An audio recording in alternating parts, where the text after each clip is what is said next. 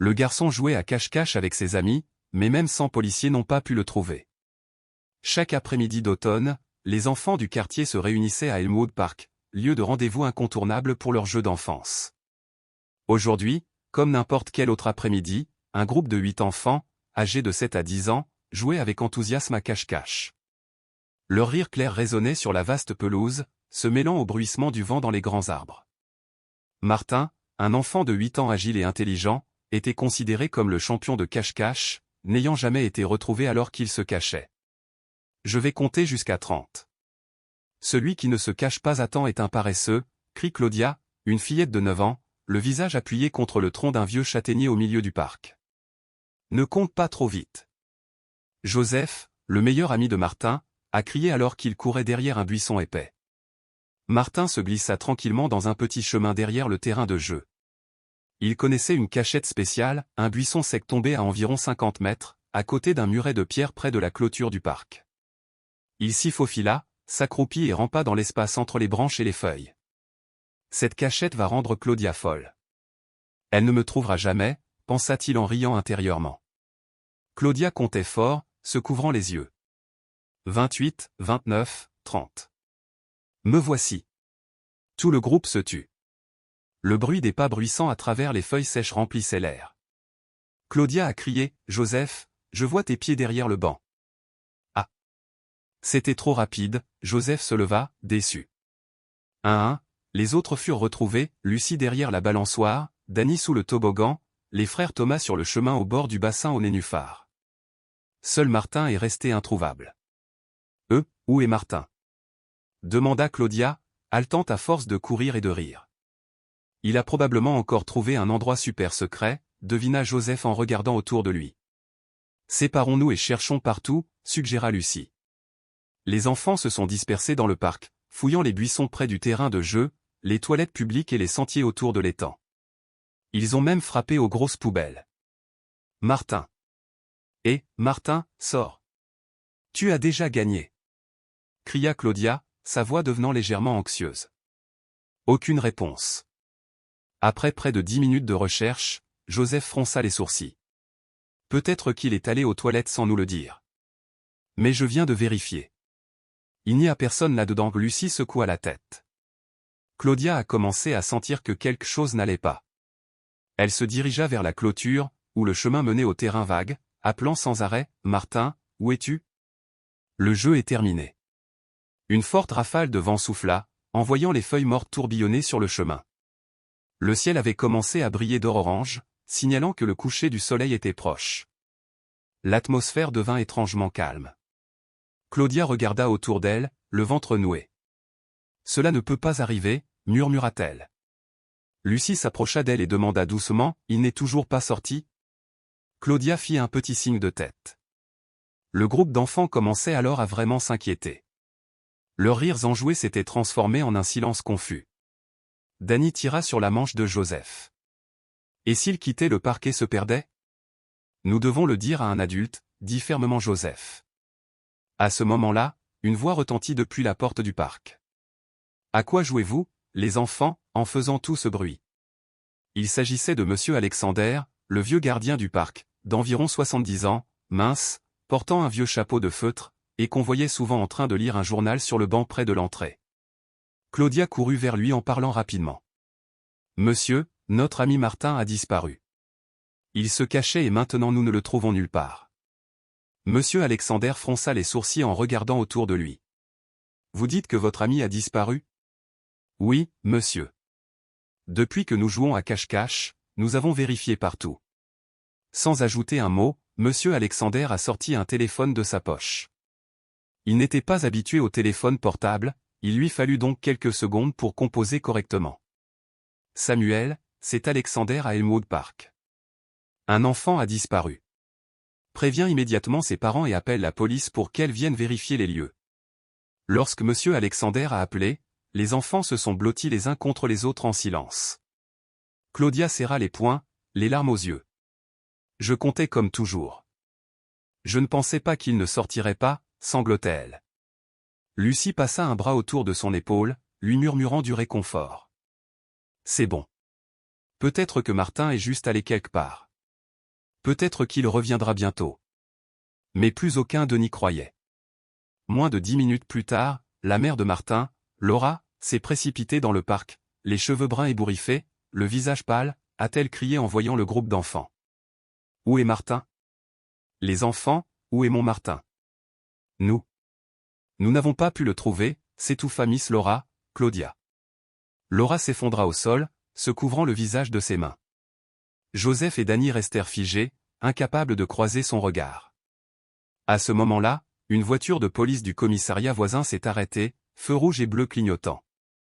Un grand officier d'une quarantaine d'années avec des cheveux noirs courts et une veste en cuir foncé en sortit.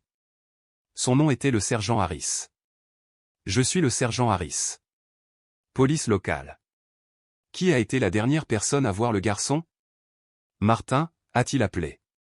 Claudia, tremblante, s'avança. Je m'appelle Claudia. Je comptais et mon ami se cachait. Quand je ne le trouvais pas, tout le monde s'inquiétait. Harris a pris des notes dans son cahier, puis s'est tourné vers un collègue officier. Nous devons sécuriser toute cette zone du parc. Appelez du renfort. Faites également venir l'unité K9. Laura restait assise par terre, les yeux vides, les lèvres tremblantes. Non, Martin, mon fils, où es-tu ? Harris s'accroupit à côté d'elle. Madame Laura, je vous promets que nous retrouverons votre fils. Mais j'ai besoin que vous restiez calme et que vous me disiez ce que portait Martin aujourd'hui. Une veste bleu ciel, un jean foncé et des baskets blanches, répondit-elle machinalement. Les sirènes hurlèrent à nouveau au loin. D'autres véhicules arrivaient. Les policiers ont commencé à boucler le parc, à installer des barricades et à établir un centre de commandement dans le petit parking situé à côté. Claudia se tenait à côté de Joseph, regardant le coucher de soleil rouge sans derrière les arbres. Il n'aurait pas pu disparaître. Il n'aurait pas pu. Mais le ciel ne cessait de s'assombrir et Martin n'était toujours pas revenu. La nuit était tombée.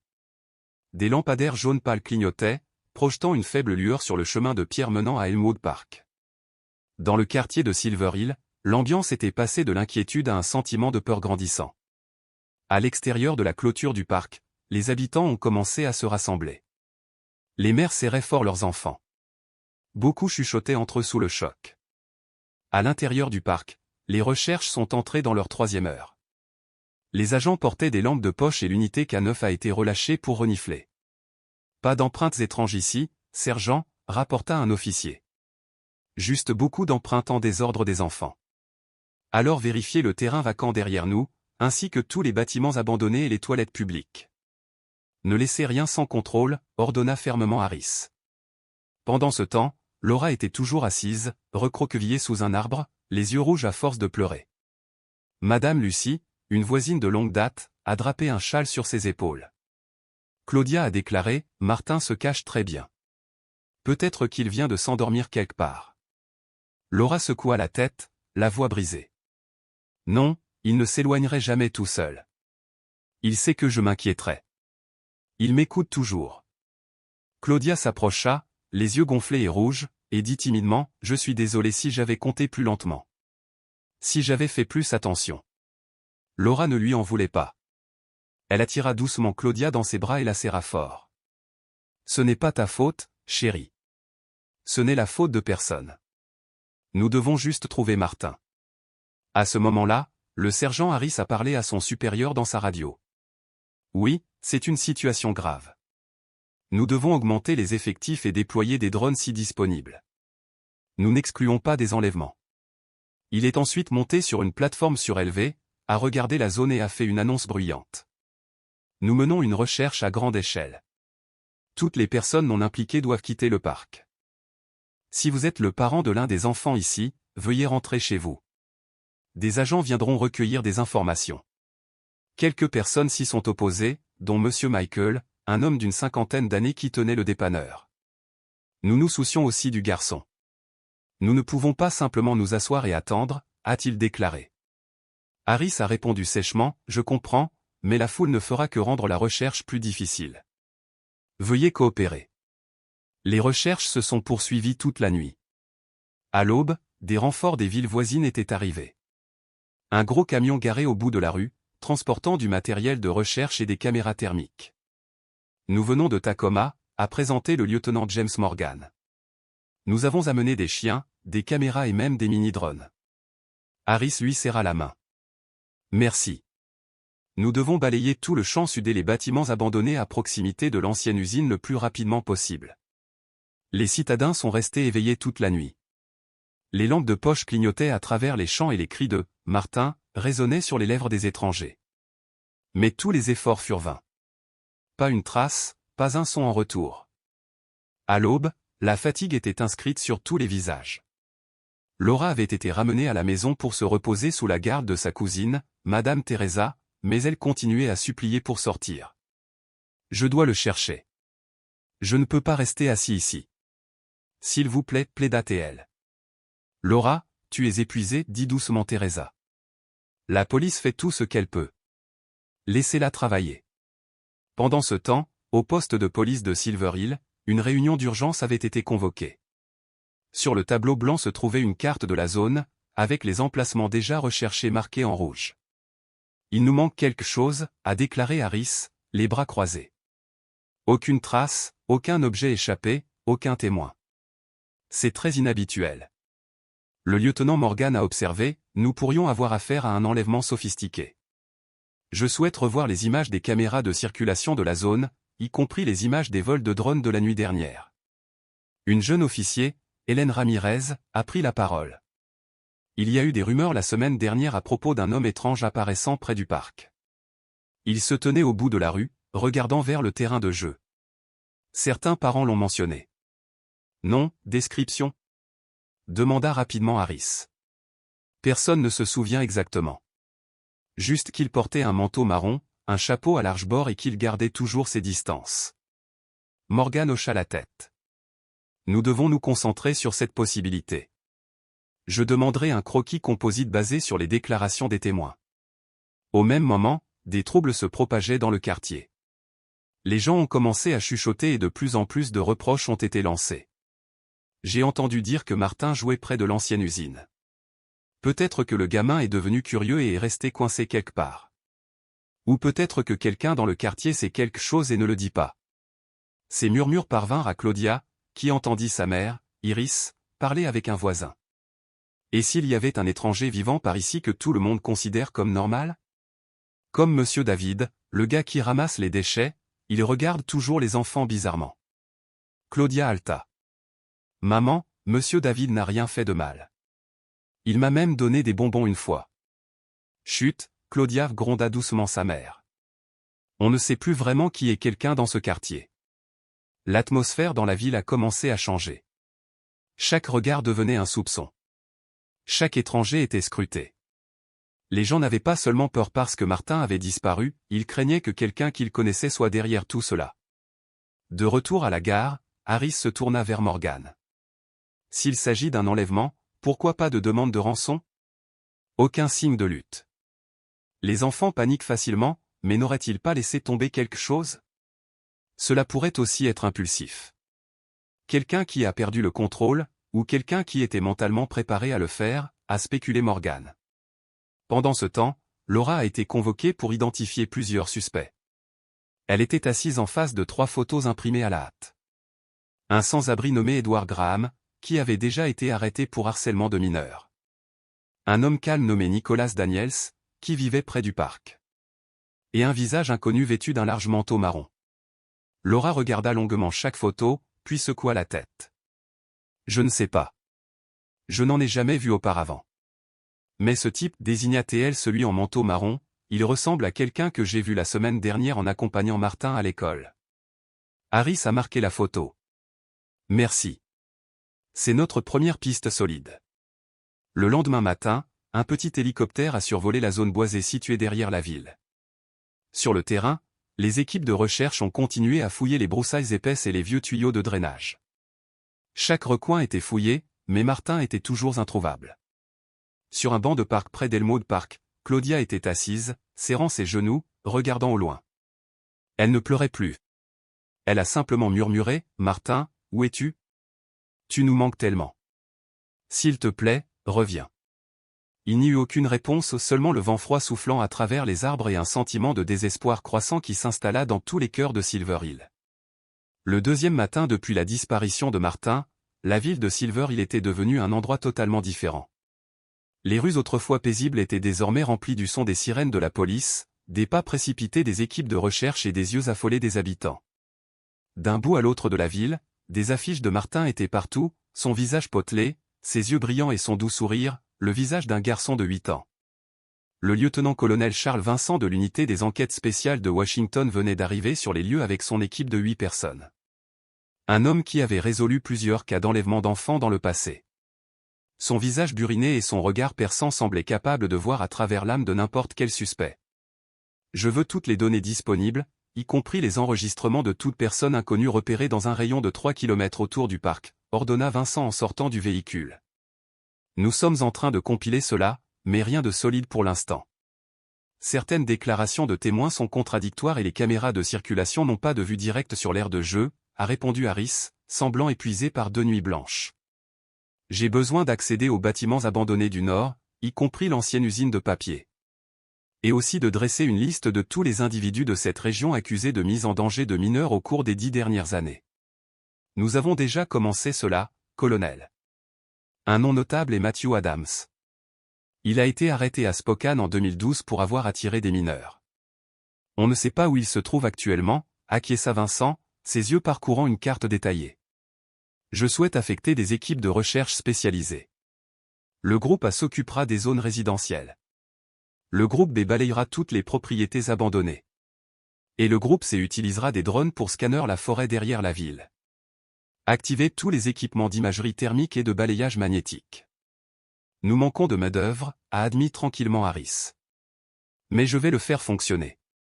À l'intérieur du centre de commandement temporaire de la salle culturelle de la ville, la tension était palpable. Les agents se déplaçaient sans arrêt entre les impressions, les rapports et les fichiers. Chaque information était épinglée sur un grand tableau blanc au centre de la pièce, clairement marqué de 2 lignes en gras, Martin Williams, 8 ans, porté disparu depuis le 23 octobre. Laura était là aussi, assise dans un coin, les yeux gonflés. Madame Teresa ne la quittait jamais, lui tendant occasionnellement de l'eau ou posant doucement une main sur son épaule. Mais Laura n'a rien dit. Elle regardait simplement la photo de son fils accrochée au mur. « Ma sœur, murmura Teresa, ils font tout ce qu'ils peuvent. Nous devons croire en eux, d'accord ?» Laura pressa simplement ses lèvres et fit un léger signe de tête, mais ses yeux ne bougèrent pas. Dehors, les recherches se poursuivaient. Une équipe de 50 agents, 20 bénévoles locaux et 4 chiens de recherche répartis en unités pour couvrir chaque zone. Faites attention derrière ce tas de briques. Il pourrait y avoir un vide sanitaire, a crié un officier.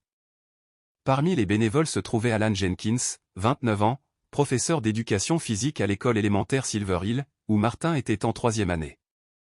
Martin est un si bon garçon, a-t-il déclaré à Morgan alors qu'il fouillait un ancien entrepôt près du terminal de bus. Il ne s'est jamais battu ni n'a causé de problème comme certains autres enfants. Je ne crois pas qu'il s'est enfui tout seul. Morgan se tourna vers lui. A-t-il déjà mentionné quelque chose d'inhabituel? Voir quelqu'un d'étrange? Il a l'air d'avoir peur de quelqu'un. Non, du moins pas pour moi. Mais je me souviens d'une fois où il est venu en classe l'air bouleversé. Quand je lui ai demandé, il a simplement secoué la tête. C'était quel jour? Il y a environ une semaine. Mardi, je pense. Morgan le nota en fronçant les sourcils. Il n'y avait pas grand-chose à dire, mais chaque fragment comptait. Pendant ce temps, l'équipe de drones au commandement commençait à recevoir des signaux. Un grand écran diffusait des images aériennes en direct. L'officier Isaac Lewis le surveillait. La caméra balait la zone forestière de l'Est, a rapporté Vincent. Les températures étaient stables, sans rien d'inhabituel à part quelques renards. Déplacez le scan vers l'ouest, ordonna-t-il. Il y a une vieille cabane en bois indiquée sur le plan de la vieille ville. Copiez ça, répondit le technicien. Alors que la technologie moderne fonctionnait sans relâche, les habitants ne restaient pas immobiles non plus. De nombreux résidents, comme Madame Caroline, propriétaire de la boulangerie, Monsieur Julien, chauffeur de taxi à la retraite, et Rose, infirmière de la clinique, s'étaient joints aux efforts de recherche. Je ne peux penser à rien de plus terrifiant, dit Caroline, la voix tremblante. Un enfant de 8 ans disparaît sans laisser de traces en plein jour. Nous devons vérifier ce vieux puits, a suggéré Julien. Il y en a un derrière chez Estabon dont presque personne ne connaît l'existence. Je préviendrai l'équipe C, a déclaré Rose en sortant son téléphone. La police a accepté d'étendre les recherches même aux zones les plus reculées. Les équipes ont fait du porte-à-porte, interrogeant les habitants, vérifiant des endroits improbables, greniers, hangars, poulaillers, sous-sol. Aucune porte n'a été laissée sans contrôle. Cependant, cette expansion a eu un effet secondaire, une peur généralisée. Les enfants n'étaient plus autorisés à sortir. Les écoles sont temporairement fermées. Toutes les fenêtres de la ville étaient bien fermées et la suspicion s'infiltrait dans chaque conversation. J'ai vu monsieur Damian errer dans le parc tard hier soir, a murmuré une femme à Harris. Il a dit qu'il était juste en train de se promener, mais c'était étrange. Nous allons vérifier, répondit brièvement Harris, essayant de rester calme. Chaque accusation pourrait désormais être une percée ou une illusion. De retour au poste de commandement, Laura sursauta brusquement lorsqu'elle aperçut un officier portant une veste bleu ciel d'enfant. « C'est à mon fils », elle a crié. Harris se précipita. « Êtes-vous sûr ? Où a-t-il été trouvé ? » « À la lisière nord de la forêt, à près de 2 kilomètres du parc, » répond l'officier. Pas de sang, pas de larmes, mais c'est couvert de boue. Les jambes de Laura lâchèrent sous elle alors qu'elle s'effondrait sur la chaise. Harris s'agenouilla à côté d'elle. Au moins, cela prouve que Martin était là, et qu'il est peut-être encore en vie, dit-il doucement. Le lieutenant-colonel Vincent est immédiatement intervenu pour mettre fin aux spéculations. Nous ne pouvons pas tirer de conclusions hâtives. Nous devons analyser le sol, les cheveux, les fibres et augmenter les patrouilles dans cette zone. Mettre en place un poste de nuit. Harris se tourna vers Morgan. Tout le monde est épuisé, y compris Laura. Mais nous ne pouvons pas nous arrêter. Morgan hocha la tête. Et nous ne le ferons pas. Pas tant que ce garçon ne sera pas de retour. Cet après-midi-là, le ciel au-dessus de Silver Hill est devenu gris, laissant présager une tempête à venir. Le tonnerre grondait au loin depuis les montagnes. Mais personne n'a quitté son poste. Dans les rues boueuses, des voix continuaient d'appeler le nom de Martin. Claudia se tenait sous le toit de son Porsche, ses yeux suivant les équipes de recherche vêtues de vestes réfléchissantes qui passaient. Elle saisit un dessin de Martin qu'elle avait fait elle-même et murmura comme une prière, « Martin, où es-tu ? Je ne jouerai plus à cache-cache. Reviens, s'il te plaît. » Le vent s'est levé et les affiches ont commencé à flotter, certaines se détachant et disparaissant dans le ciel. Mais Martin n'était toujours pas revenu. Le 3e jour depuis la disparition de Martin, une tristesse lourde et lasse s'est installée sur tout Silver Hill. Au centre de commandement temporaire, Harris se pencha au-dessus du bureau, les mains appuyées contre la carte désormais marquée en rouge presque fixe. Ses yeux étaient injectés de sang, que ce soit à cause du manque de sommeil ou d'une fureur autodirigée, personne ne pouvait le dire. À chaque heure, les chances de sauver ce garçon diminuent, dit doucement Vincent en s'approchant de lui. Nous devons l'admettre, a-t-il ajouté. Non, Harris secoua la tête. Je ne crois pas que Martin soit mort. Il est quelque part. Et nous n'avons tout simplement pas encore regardé au bon endroit. Et s'il a été emmené loin de la zone de recherche ? Et si nous regardons dans la mauvaise direction ? Demanda Vincent, incapable de masquer sa fatigue. Harris a répondu, sa voix dure comme l'acier, je n'abandonne pas. Pendant ce temps, Laura n'avait pas quitté le poste de commandement de la nuit. Teresa avait essayé à plusieurs reprises de faire reposer sa sœur, mais cela n'avait servi à rien. Je ne peux pas rester au lit pendant que Martin est dehors, murmura Laura, ses lèvres pâlissant. Et s'il m'appelle et que personne ne l'entend ? Laura, tu as besoin de force, insista Teresa. Et si demain on t'appelait pour t'identifier ? Ne dis pas ça, cria Laura en se levant d'un bond. Ne parle pas comme ça. Martin n'est pas mort. Il n'est pas mort. La pièce devint silencieuse. Quelques officiers inclinèrent la tête. Teresa serra plus fort la main de sa sœur mais ne dit rien de plus. Claudia, observant de loin, se tenait tranquillement. Elle venait au centre de commandement tous les jours, toujours avec son dessin du visage de Martin sur les mains. À côté d'elle se tenaient Joseph, Danny et Lucie, les amis proches de Martin. J'aurais aimé me cacher avec Martin ce jour-là, dit doucement Claudia. Au moins, j'aurais pu crier ou arrêter la personne. Tu ne le savais pas, Claudia, dit doucement Danny. Personne ne pensait qu'une chose pareille puisse arriver. Nous jouions juste à cache-cache, murmura Lucie. Soudain, Joseph fronça les sourcils. Vous vous souvenez de cette ruelle derrière l'ancienne usine de papier où se trouve cette petite cabane en bois? Bien sûr, acquiesça Claudia. Pourquoi? Martin m'a dit un jour qu'il aimait cet endroit parce qu'il ressemblait à un labyrinthe secret. Peut-être qu'il s'y est caché ce jour-là. Pas question, l'interrompit Lucie. Cet endroit est à 3 kilomètres du parc. Mais s'il y allait seul? Claudia se leva brusquement. Je dois le dire à la police. Cependant, lorsque Claudia a partagé les détails, l'équipe de recherche a expliqué que la zone avait été minutieusement vérifiée dès le premier jour. Nous avons examiné la cabane et la zone de stockage située derrière, dit doucement Morgan. Nous avons également utilisé des chiens odorants. Si Martin avait été là, il l'aurait récupéré. Claudia baissa la tête. C'est juste que, je ne voulais rien laisser de côté. Harris lui tapota doucement la tête. Tu as fait la bonne chose, Claudia. Chaque idée compte. Les rumeurs continuaient de circuler dans la ville. Une femme âgée nommée Marie a affirmé avoir vu un homme portant un chapeau marron près de la forêt l'après-midi de la disparition de Martin. Un groupe d'adolescents a déclaré que quelqu'un avait tenté d'attirer leur jeune sœur une semaine auparavant.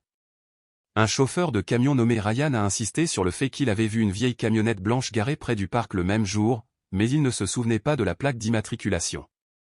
Les histoires se sont accumulées où aucune n'est vérifiable mais suffisamment pour envelopper la ville entière de peur et de suspicion. La police n'a rien fait. Monsieur Michael a crié au café ce matin-là. Ils ont fouillé ma maison à 2 reprises. Je vis ici depuis 40 ans et ils me traitent comme un criminel. Je ne peux pas leur en vouloir, a déclaré Rose. Quand personne ne sait qui est le coupable, tout le monde est suspect. Non, coupa Caroline. Le plus terrifiant, c'est l'idée qu'aucun de nous ne l'a fait, que c'était quelqu'un de l'extérieur, quelqu'un qui allait et venait et ne laissait rien derrière lui. Personne n'a répondu. Cette pensée était bien plus horrible. Cet après-midi-là, alors qu'un drone terminait son dernier balayage au-dessus d'une colline basse au nord, de fortes pluies ont commencé à tomber. L'eau a déferlé sur les chemins de terre, obligeant les efforts de recherche à s'arrêter pendant plusieurs heures. Harris était assis à l'intérieur d'un véhicule, les yeux fermés. Il s'était battu pour ne pas se briser, mais aujourd'hui, le désespoir s'insinuait dans tous ses nerfs. La voix à la radio transperça ses pensées. « Sergent, nous avons reçu un signal inhabituel de la caméra du drone 3. Il y a une structure, qui ressemble à une tente ou à un abri de fortune, à environ 600 mètres de la zone de balayage d'hier. Envoi d'image au poste de commandement. Envoyez-le immédiatement à Lewis. Je veux que cela soit confirmé, a déclaré Harris en se redressant et en attrapant son manteau. Sur le grand écran à l'intérieur du poste de commandement, un carré grisâtre apparaissait parmi des arbres denses. Pas très clair, mais suffisant pour susciter l'inquiétude, acquiesça Vincent. Envoyez l'équipe B immédiatement. Utilisez le raccourci nord et procédez avec prudence. En entendant le tumulte, Laura se leva brusquement. Qu'est-ce que c'est? Que as-tu trouvé? Nous n'en sommes pas encore sûrs, a déclaré Harris, essayant de paraître calme. Juste un domaine dans lequel nous n'avons pas fouillé de manière approfondie. Je viens avec toi, dit fermement Laura. Non, tu ne feras que te mettre en danger, rétorqua Vincent. Je suis la mère de ce garçon, elle a crié. S'il y a quelque chose là-bas, je dois le voir de mes propres yeux. Harris la regarda longuement, puis se tourna vers Morgan. Préparez le véhicule. Elle vient avec une escorte. Lorsque l'équipe est arrivée, la pluie tombait toujours. La tente s'est avérée être une structure en bois rudimentaire assemblée avec des tuyaux rouillés et une bâche moisie. À l'intérieur, il y avait des tas d'ordures, des tissus déchirés, des contenants de nourriture pourrie et des empreintes humaines, mais aucun signe de Martin. Laura tomba à genoux, les larmes se mêlant à l'eau de pluie. Ce n'est pas ici, murmura-t-elle. Harris posa une main sur son épaule, ses yeux scrutant les environs. Au moins, nous savons que quelqu'un est resté ici et que quelqu'un aurait pu enlever Martin. De l'intérieur du tissu, Morgan a sorti un petit objet, une pince à cheveux bleus. Peut appartenir à un enfant, dit-il. Laura se figea, ses yeux fixés sur le petit objet dans la main de Morgan. Lorsqu'ils revinrent à la gare, la nuit était tombée. Personne n'a dit grand-chose. Chacun était perdu dans ses propres pensées, un espoir fragile, une culpabilité tacite, une fatigue physique et une peur profondément enracinée. Dans un coin de la pièce, Claudia dessina tranquillement un nouveau tableau. Cette fois, c'était Martin debout au milieu du parc, saluant avec un soleil doré brillant derrière lui. Joseph y jeta un coup d'œil et murmura, son rire me manque. Moi aussi, a répondu Claudia, mais maintenant j'ai peur d'oublier à quoi ça ressemble. Le vent hurlait à travers les fissures des fenêtres et l'obscurité engloutit à nouveau Silver Hill. La nuit était tombée et personne ne dormait. La tempête de l'après-midi avait laissé le sol détrempé et instable, le ciel d'un noir absolu sans étoiles. À l'intérieur du poste de commandement, Harris était assis silencieusement au bureau, une main appuyée sur son front, l'autre tenant un marqueur rouge, même s'il n'avait pas tracé de nouvelles lignes depuis des heures. « Tu as besoin de repos », dit Morgan en déposant une tasse de café. « Je peux prendre le relais pendant un moment. »« Non, je n'arrive pas à dormir, » répondit doucement Harris, sa voix était comme de la pierre. « Chaque fois que je ferme les yeux, je vois le visage du garçon. » Un vent fort a secoué la fenêtre, faisant flotter des rapports lâches. Morgan se pencha pour les rassembler, apercevant les notes à moitié écrites de Harris.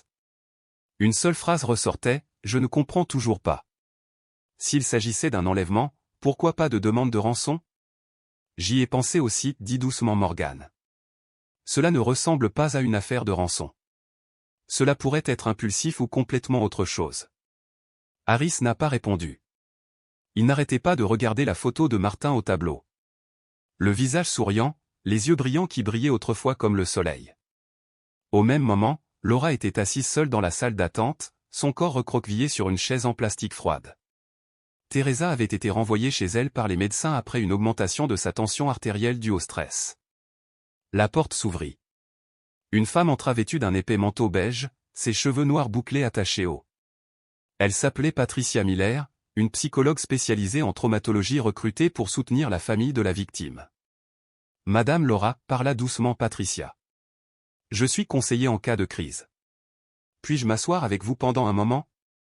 Laura hocha la tête, les yeux toujours fixés sur le néant. Je ne veux pas parler, dit-elle après quelques secondes de silence. Je ne suis pas là pour vous faire parler. Si vous avez besoin de partager quelque chose, je serai là pour vous écouter. Laura serra ses mains tremblantes, ses lèvres sèches et craquelées. Personne ne comprend, murmura-t-elle. Personne ne comprend ce sentiment. Chaque seconde qui passe, je ne sais pas si mon enfant respire encore, pleure encore, m'appelle encore. Vous n'êtes pas seul. Je sais que les mots ne peuvent pas résoudre ce problème, mais tout le monde ici fait tout ce qu'il peut pour ramener Martin à la maison. Laura laissa échapper un rire sec. Je n'ai plus besoin de personne pour me battre. J'ai juste besoin que mon fils revienne. J'ai juste besoin de le tenir une fois. Dehors, les équipes de recherche continuaient leur route. Les volontaires étaient désormais répartis par deux, chacun équipé d'une lampe de poche et d'une radio. Un groupe, dirigé par Alan, balayait une petite berge près de l'ancienne ferme. Faites attention ici. Il y a beaucoup de broussailles épaisses, a-t-il prévenu sa compagne, une femme nommée Béatrice, également enseignante à l'école de Martin.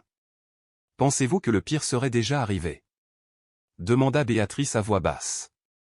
Je ne me permets pas de penser ça, répondit Alan.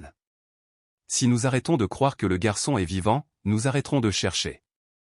Soudain, Béatrice se figea, pointant vers la gauche.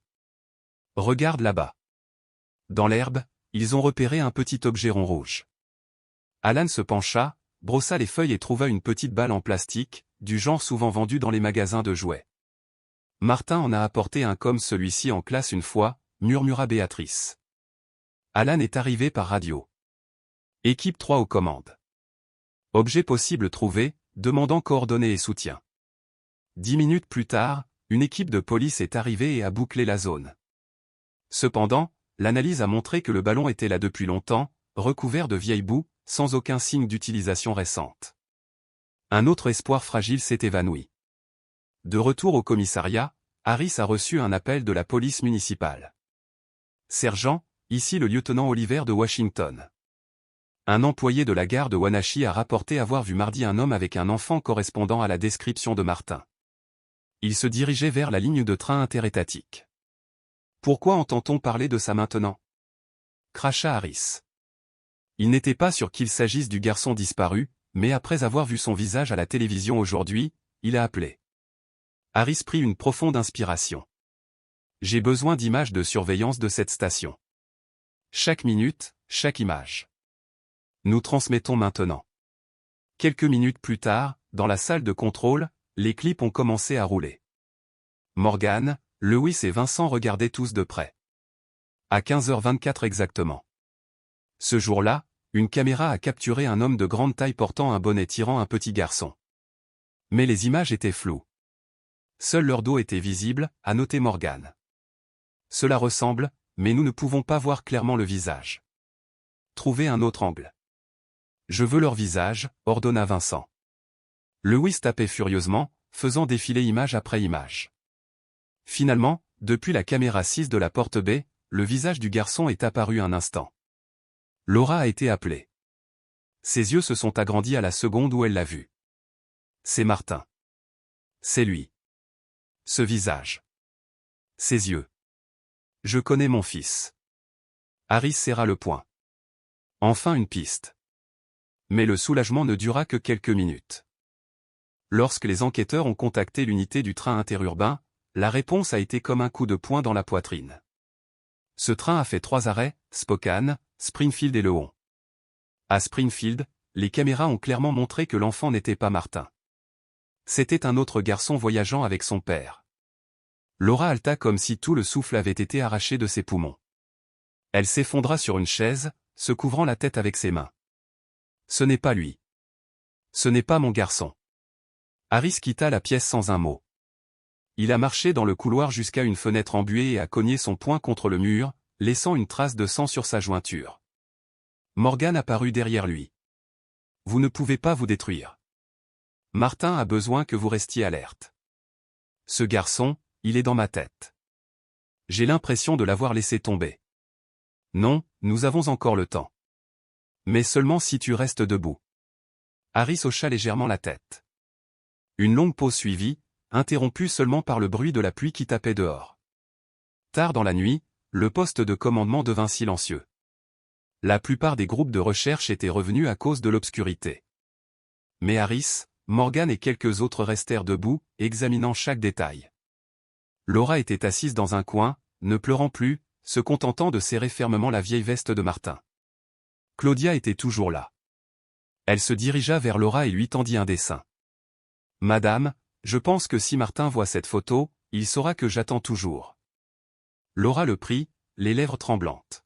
« Merci, Claudia. Merci de ne jamais abandonner. » Dehors, la pluie avait cessé.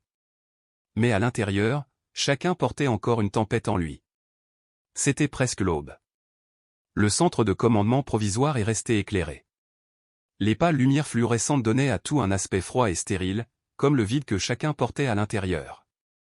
Le sergent Harris s'est lavé le visage dans les toilettes, l'eau glacée lui coupant la peau comme des couteaux. Il se regarda dans le miroir et vit un visage décharné, avec une barbe de 3 jours, des yeux rouges enfoncés. Il se sentait comme un fantôme errant dans un labyrinthe sans issue. En sortant de la salle de bain, Harris trouva Morgan assis avec Léon devant un moniteur, rembobinant les images d'un drone d'un vol à basse altitude. « Qu'est-ce que c'est » demanda Harris d'une voix rauque. « Ce clip montre une petite cabane cachée sous une dense couverture forestière, » a répondu Morgan. « C'est en dehors des limites des anciennes cartes de zonage. Cela a peut-être été manqué.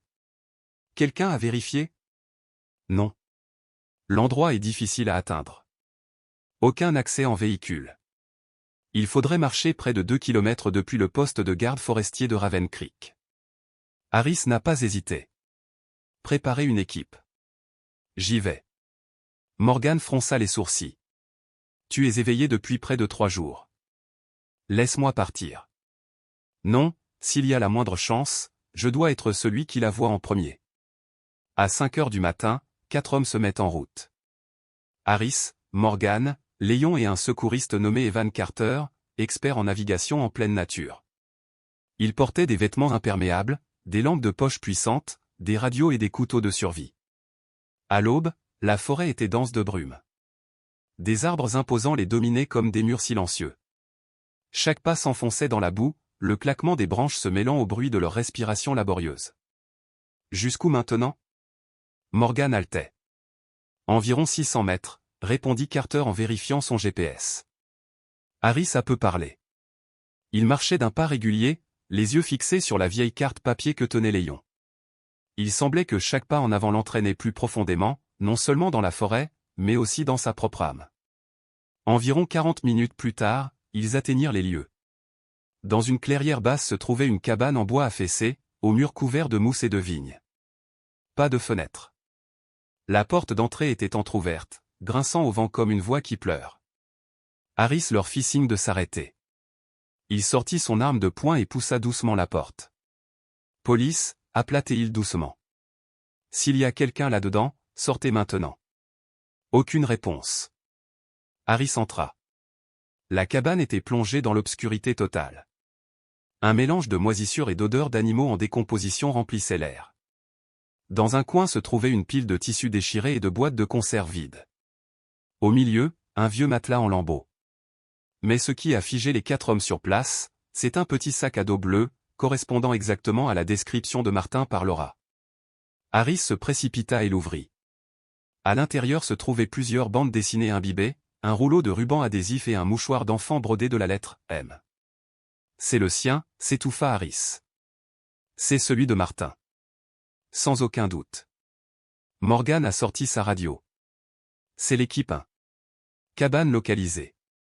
Les preuves suggèrent que Martin était là. Envoi de coordonnées. Demande de renfort immédiat. » Léon scruta la zone et désigna une petite dépression derrière un panneau de bois. « Il y a ici des empreintes de pas de la taille d'un enfant. Fraîches. Très fraîches. Cela pourrait être l'empreinte de Martin, » murmura Evan. Harris se figea soudain, le visage pâle. Calme. Le groupe est resté complètement silencieux. Un léger bruissement vint de derrière le mur en bois. Fit signe Harris. Tout le monde sortit ses armes et se dirigea lentement vers le bruit. Il donna un coup de pied dans le mince panneau. Derrière, il n'y avait qu'un petit creux sombre. Vide. Il n'y avait personne, mais une petite serviette jaune était drapée sur le coin d'une poutre en bois. Harris s'agenouilla et le ramassa. Il y avait une tache de sang séché dessus. Aucun des 4 ne pouvait prononcer un mot. La nouvelle a été immédiatement relayée au centre de commandement. Vincent et l'équipe médico-légale sont arrivés 30 minutes plus tard et ont sécurisé l'ensemble du site de la cabane. Pendant que l'enquête se poursuivait, Laura a été amenée sur les lieux. Quand elle a vu le sac à dos et la serviette, elle a crié. C'est celle de Martin. C'est la serviette que j'ai brodée pour lui le jour de son anniversaire l'année dernière. Patricia Miller tenait fermement Laura alors qu'elle faillit s'effondrer. Je t'ai dit qu'il était toujours en vie. Il était ici. Il était ici. Madame Laura, dit doucement Vincent. Nous effectuons des tests ADN sur le sang. Nous aurons bientôt les résultats. Pas besoin, sanglota Laura. Je sais que c'est celui de mon fils. Dans une camionnette médicale à proximité, Harris était assis en silence. Morgan posa une main sur son épaule. Nous sommes proches. Très proches.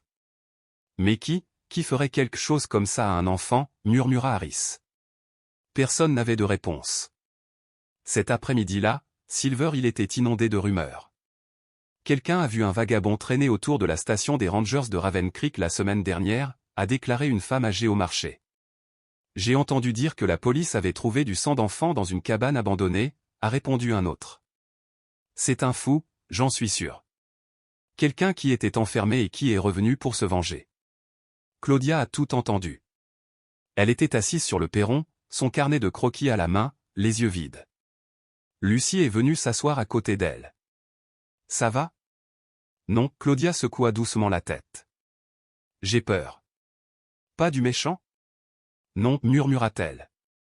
J'ai peur que nous oublions Martin si personne ne le trouve. Je n'oublierai pas, dit Lucie en saisissant la main de son amie. Je le promets. Alors que la nuit tombait dans la petite pièce du poste de commandement, Laura était assise seule, serrant le sac à dos de Martin contre sa poitrine. Ses yeux étaient secs, ses larmes avaient disparu depuis longtemps. Patricia entra avec une tasse de thé chaud. Mademoiselle Laura, si vous le souhaitez, je peux rester ce soir. Pas besoin, répondit Laura, sa voix aussi fragile qu'un fil. J'ai déjà beaucoup perdu. Je ne veux pas perdre la foi aussi. Personne ne s'est arrêté. Aucun de nous ne le fera. Je sais. Mais j'ai peur que demain tout le monde passe à l'affaire suivante, un accident, un nouveau titre, et que mon fils soit oublié. Patricia lui serra fermement la main. Pas tant que je respire encore. La nuit était étrangement calme. Pas de sirène, pas de haut-parleur, juste le vent et la sensation que quelque chose approchait. Le ciel ne s'était pas complètement éclairci lorsque le poste de commandement reprit vie. La nouvelle de la cabane abandonnée, du sac à dos, de la serviette et du sang s'était répandue dans Silver Hill comme une traînée de poudre. Mais au lieu de l'espoir, cela a apporté un désespoir encore plus profond. Dans la salle d'enquête, le lieutenant-colonel Vincent a reçu les résultats du laboratoire. L'ADN est compatible, a-t-il déclaré à Harris, la voix lourde comme la pierre. Le sang sur la serviette est celui de Martin. Harris hocha la tête, sans surprise, mais ce fut comme un coup de poing dans le cœur. C'est une petite somme, a ajouté Morgan, essayant de s'accrocher à une lueur d'espoir. Peut-être à cause d'une égratignure ou peut-être que quelqu'un l'a frappé. Pas assez pour confirmer que la vie est en danger, mais assez pour confirmer que le garçon était là et peut-être blessé, conclut froidement Vincent.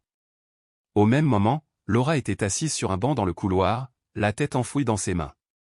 Elle leva les yeux alors que Harris s'approchait et s'asseyait à côté d'elle, le visage pâle. « C'est le sang de Martin, n'est-ce pas ?» demanda-t-elle d'une voix rauque. Il ne répondit pas, mais son petit hochement de tête la transperça comme une lame. Laura n'a pas pleuré. Ses larmes avaient séché la veille. Elle a simplement regardé le mur devant elle et a murmuré, « Qui pourrait faire quelque chose comme ça à un enfant ?» Un enfant qui aimait juste dessiner, lire des bandes dessinées et jouer à cache-cache. Harris lui prit doucement la main. « Nous les trouverons.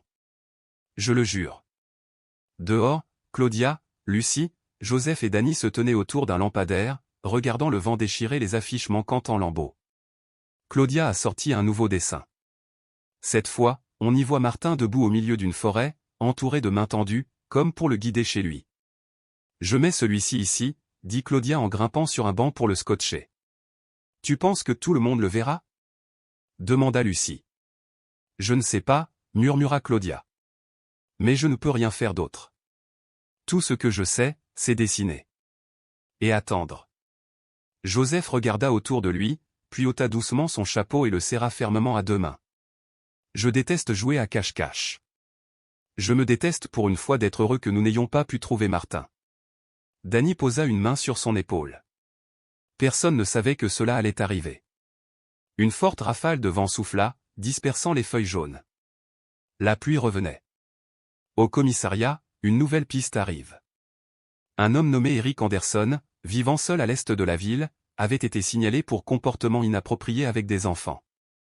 Il était autrefois agent de sécurité d'une école, mais il avait été licencié après un incident non révélé. « J'ai besoin de tous les dossiers sur Anderson, » ordonna Harris. « Donnez-moi son parcours professionnel, ses éventuelles enquêtes et ses déplacements récents. » Léon prit la parole. « Il y a des rumeurs selon lesquelles il vivait près d'Elmwood Park, à l'époque où Martin a disparu. » « Nous ne pouvons pas agir uniquement sur la base des rumeurs, » intervint Morgan. « Nous devons confirmer où il se trouve au cours des dernières 72 heures. Et nous devons fouiller sa maison, » a ajouté Harris. « Dès que possible. » L'équipe d'enquête s'est immédiatement mobilisée. La maison d'Anderson se trouvait près de la lisière orientale de la forêt, avec un toit de tôle rouillé et entouré d'une clôture en bois brisé. Il n'était pas chez lui, mais les voisins ont déclaré qu'ils l'avaient vu dehors tard dans la nuit, transportant souvent des sacs dans les bois à vélo. « Je l'ai vu près de l'autoroute, près de la station-service, » a raconté une voisine prénommée Lola. Il regardait toujours les enfants, surtout ceux qui marchaient seuls. La police est entrée dans la maison avec un mandat. À l'intérieur, il y avait une scène inquiétante. Des murs recouverts de coupures de magazines pour enfants, de vieux jouets éparpillés sur le sol et un téléphone portable basique rempli de messages étranges. Harris ramassa un dessin d'enfant épinglé au mur, une esquisse grossière d'un garçon et d'une maison secrète. « Pas de preuves, mais suspect, » a déclaré Morgan. « Beaucoup trop suspect, » a lancé Harris. « Trouvez-le. Envoyez sa photo à chaque contrôle de sécurité, caméra de circulation, arrêt de bus et gare. » Vers midi, le temps a soudainement changé. Des nuages sombres se sont rassemblés. Le tonnerre roula au-dessus de nous.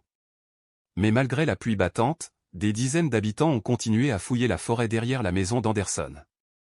Evan Carter, accompagné de 2 agents, a fouillé un chemin étroit menant à un ancien vendeur de route autrefois utilisé pour les outils agricoles abandonnés pendant des décennies. « Quelle est cette odeur ?» a demandé un officier nommé Charles. Evan renifla l'air en fronçant les sourcils. Quelque chose d'étrange, un peu comme une décomposition, mais faible. Ils s'approchèrent de la cave. Une porte métallique avait une serrure cassée. À l'intérieur, il faisait noir. « Lampe de poche », ordonna Evan. Des rayons de lumière traversaient l'obscurité. Il y avait des tas de vieilles couvertures, des boîtes de conserve vides et une bande de tissu nouée autour d'un poteau en acier au centre de la pièce. Personne n'était là.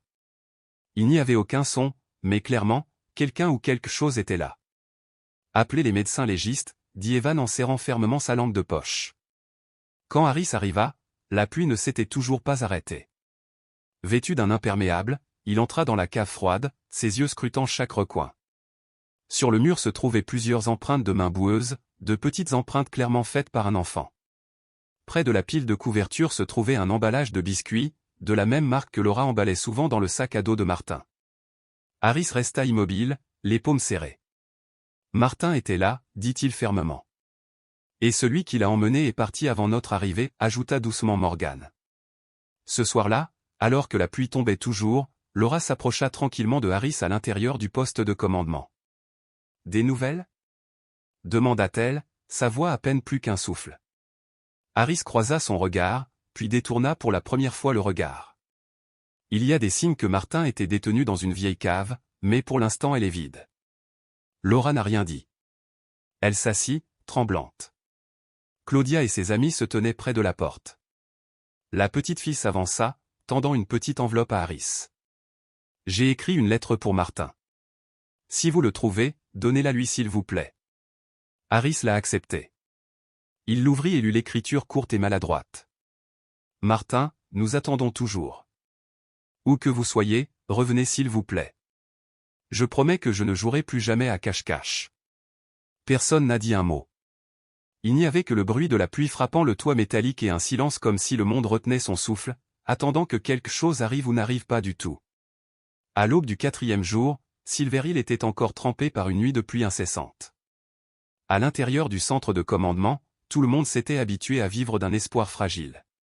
Mais juste au moment où le ciel commençait à s'éclaircir, un appel téléphonique de la communauté voisine de Greenwood a brisé le long silence. « Bonjour, police. Je m'appelle Clara Foster. J'habite à Greenwood. » La voix tremblante d'une femme se fit entendre. « Je pense que je viens de voir le garçon que tu cherches. » L'officier de service se leva de son siège. « S'il vous plaît, répétez cela. Avez-vous dit que vous aviez vu un enfant ? » « Oui. Un petit garçon, cheveux bruns, maigre et visage sale. Il a frappé à ma porte et s'est effondré dans mon jardin. » 6 minutes plus tard, 3 voitures de police et une ambulance se dirigeaient vers Greenwood, à moins de 3 km de Silver Hill. Harris accompagnait l'équipe de première intervention, le visage tendu par la tension. Ce qu'il ressentait n'était ni vraiment de la joie, ni de la peur. C'était quelque chose de plus proche de l'attente, comme si tout son être était à l'écoute de la réponse que le destin était sur le point de lui donner. À leur arrivée, devant la maison numéro 17, un garçon gisait enveloppé dans une grande couverture polaire. Son visage était sale, mais il respirait. À côté de lui, Clara lui tenait fermement la main, comme si elle avait peur qu'il disparaisse. Harris a sauté du véhicule et s'est agenouillé à côté de l'enfant. « Martin, tu t'appelles Martin ? M'entends-tu » Les yeux du garçon s'ouvrirent.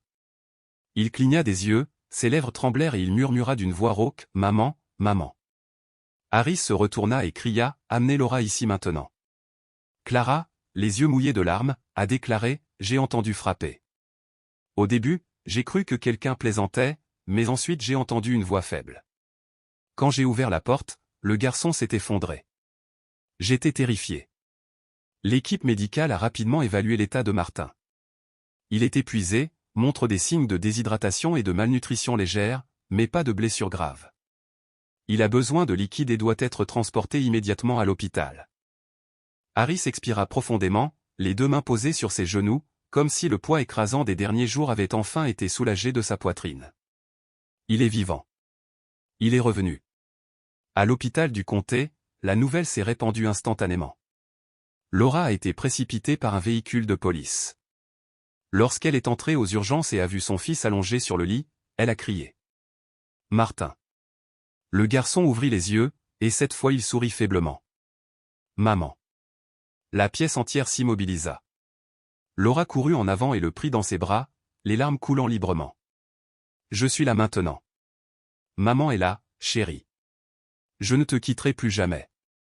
Les médecins ont tenté de l'arrêter pour éviter d'interrompre le traitement, mais Harris leur a fait signe d'attendre. Tout le monde a compris à ce moment-là. Il suffisait qu'une mère et son enfant s'enlacent pour croire qu'ils étaient encore en vie. La nouvelle du retour de Martin a balayé Silver Hill comme un raz-de-marée d'émotions. Les gens ont envahi les rues, s'étreignant et pleurant. Les cloches de l'église sonnèrent 3 fois comme si elles portaient un message sacré venant du ciel. Chez Claudia, dès qu'elle a appris la nouvelle, elle a éclaté en sanglots. Elle s'est précipitée à l'hôpital avec sa mère, tenant à la main le dernier dessin qu'elle n'avait pas encore affiché sur un lampadaire. Dans la salle d'attente, Claudia se tenait près de la porte et regardait à l'intérieur. Lorsqu'elle a vu Martin sourire, même faiblement, elle n'a pas pu se retenir. Martin. Le garçon leva les yeux et sourit, sa voix toujours mais claire.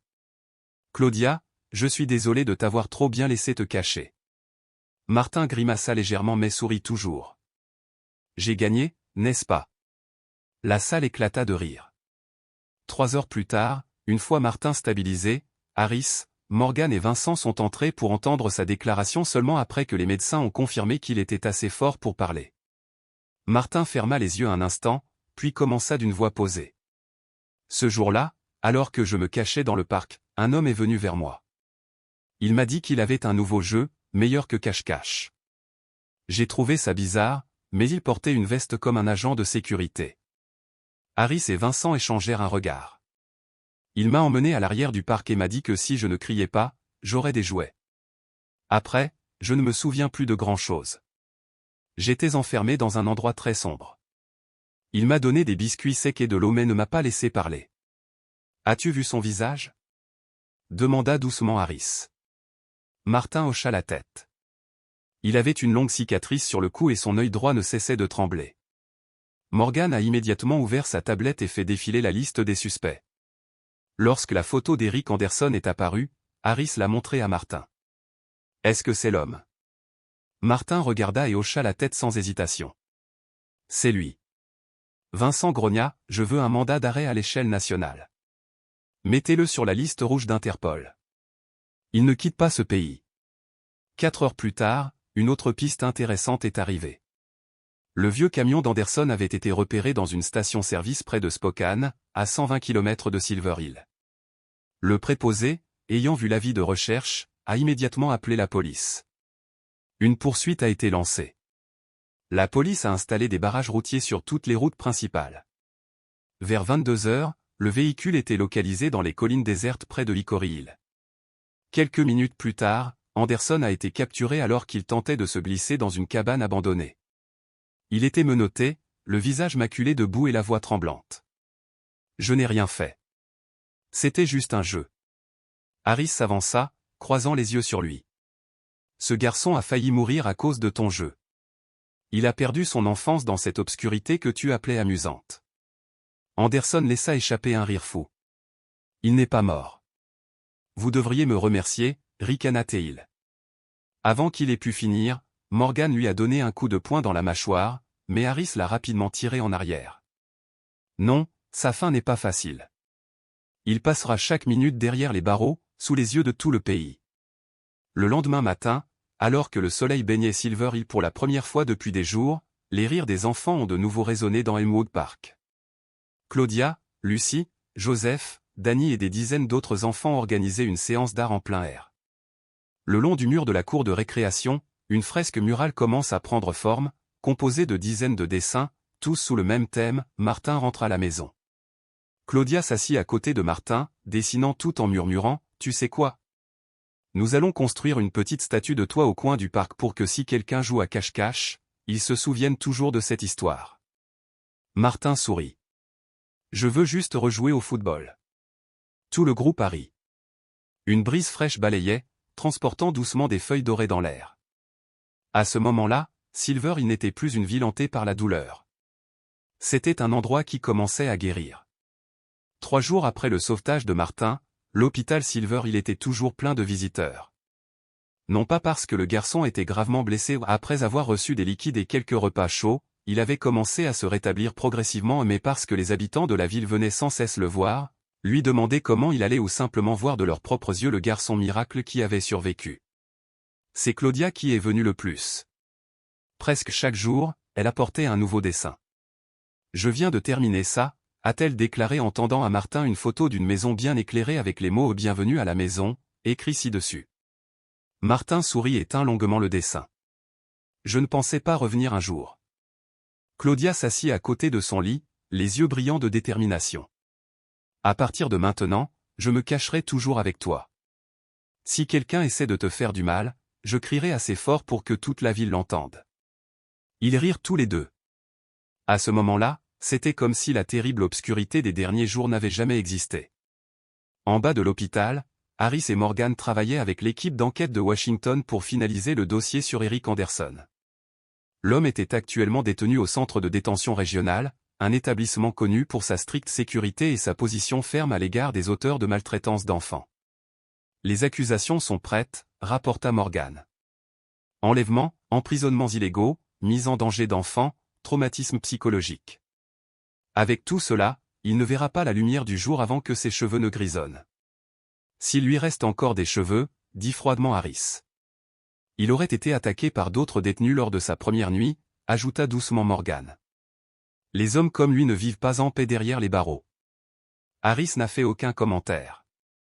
Il hocha simplement la tête, puis dit d'une voix qui ressemblait à une phrase finale, « La justice a commencé au moment où Martin a été retrouvé. » Cet après-midi-là, une petite cérémonie a eu lieu à Silver Hill Square. Devant près de 200 résidents, la mairesse Natalie Benson est montée sur une scène temporaire en bois, tenant un microphone. Ses yeux brillaient alors qu'elle regardait l'enfant assis à côté de sa mère au premier rang. Nous avons vécu certains des jours les plus sombres de l'histoire de cette ville, a-t-elle commencé, la voix pleine d'émotion. Mais de cette douleur, nous avons retenu la leçon la plus précieuse, le pouvoir de la compassion humaine. Elle se tourna vers Martin. Vous nous avez tous donné une leçon sur la résilience, sur l'espoir et sur la foi en ce qui est bon. Les applaudissements ont retenti sur la place. Laura n'a pas pu retenir ses larmes alors qu'elle serrait fort son fils dans ses bras. Ensuite, tout le monde s'est réuni pour créer une immense fresque murale de près de 10 mètres de long, répartie sur la place. Sur celui-ci, les enfants utilisaient de la peinture pour faire des empreintes de main et signer leur nom en dessous. Au centre se trouvait une image de Martin tenant la main de Claudia, sortant d'une cabane en bois sombre sous un soleil éclatant. « Voudrais-tu dire quelque chose ?» a demandé le maire. Martin monta sur scène, tenant le micro à 2 mains. Il parlait doucement mais clairement. « Merci de ne pas m'avoir abandonné. J'avais vraiment peur, mais je savais que ma mère, mes amis, la police, ils n'arrêteraient jamais de me chercher. » La place est restée silencieuse pendant quelques secondes avant d'éclater d'acclamations et de larmes. Claudia se tenait à côté de Martin et murmura, « À partir de maintenant, tu vas être le personnage principal du conte de fées de cette ville. » Quelques semaines plus tard, la vie est lentement revenue à la normale. Mais pour les personnes impliquées, en particulier Martin, cette normalité avait une signification entièrement nouvelle. Il est retourné à l'école, accueilli chaleureusement par ses camarades de classe, les enseignants et même le gardien de sécurité de l'école. Alan Jenkins, le professeur d'éducation physique, lui a remis une toute nouvelle paire de chaussures de football. Bienvenue dans l'équipe, Martin. À partir de maintenant, tu es notre attaquant titulaire. Martin serra les chaussures dans ses bras, les yeux brillants. Merci, coach. Je ne vous décevrai pas. À la récréation, Claudia a couru avec une balle en caoutchouc rouge. Plus de cache-cache aujourd'hui. Juste du football. Accord ? Martin hocha la tête. Mais si jamais nous jouons à nouveau à cache-cache, assure-toi de te cacher à côté de moi. Je ne te laisserai plus disparaître, murmura Claudia. Ce soir-là, chez Laura, un petit rassemblement a eu lieu. Étaient présents Harris, Morgan, Vincent, Teresa et Clara Foster, la femme qui a ouvert sa porte à Martin au moment le plus désespéré. Je n'ai jamais rien vu d'aussi miraculeux, dit Clara, les yeux humides. Quand ce garçon a frappé à ma porte, j'ai cru que je rêvais. Laura lui prit la main. Sans toi, j'aurais peut-être perdu mon fils pour toujours. Ma famille te doit la vie.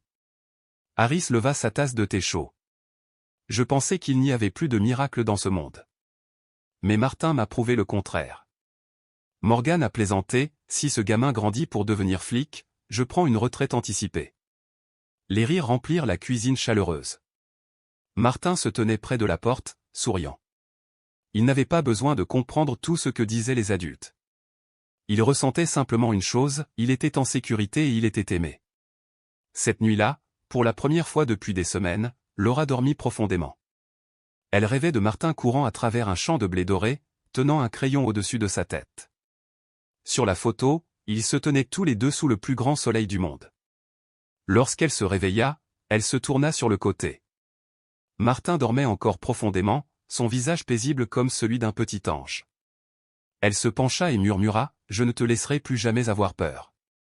Je te le promets. » L'histoire de Martin nous rappelle que l'amour, l'unité et la foi peuvent vaincre même les ombres les plus sombres. Quelle que soit l'ampleur du danger, lorsqu'une communauté reste unie et refuse d'abandonner, les miracles restent possibles. Les enfants doivent être protégés avec cœur et par l'action. Ceux qui nuisent à des innocents doivent répondre devant la justice. Et surtout, personne ne doit être oublié ou laissé pour compte car la moindre lumière suffit à repousser la plus longue nuit. Si vous avez apprécié cette histoire, nous vous invitons à la liker et à vous abonner à notre chaîne. Votre soutien nous motive à continuer à raconter des histoires réconfortantes presque chaque jour. Nous sommes très reconnaissants de votre soutien. À bientôt.